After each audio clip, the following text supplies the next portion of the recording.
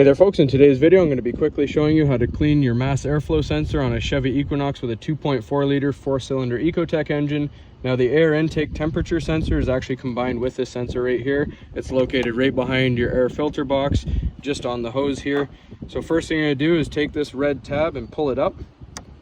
Then you're going to push this little black tab in and remove this harness, set it aside, and there's two screws right here. They take a 7/32 socket, and we'll just remove them quick.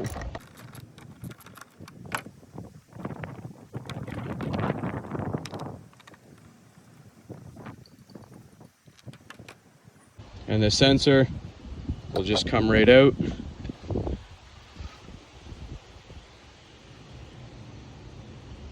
So we're just gonna spray this sensor off. All right, so to clean this sensor, we're just going to clean in all these holes right here using a specific sensor cleaner.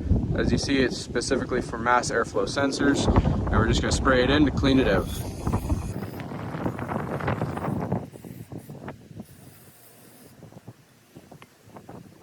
Now we're going to let it air dry and reinstall it.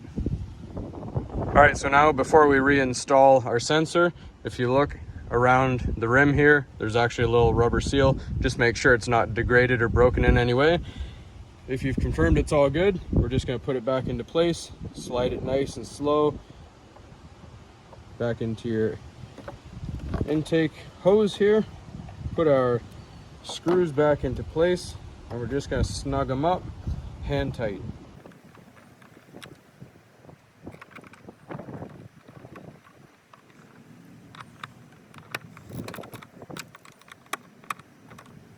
Then you replace your wiring harness back onto the sensor, just like that. That's all there is to it, folks. Hopefully you found this helpful, and as always, please don't forget to like and subscribe.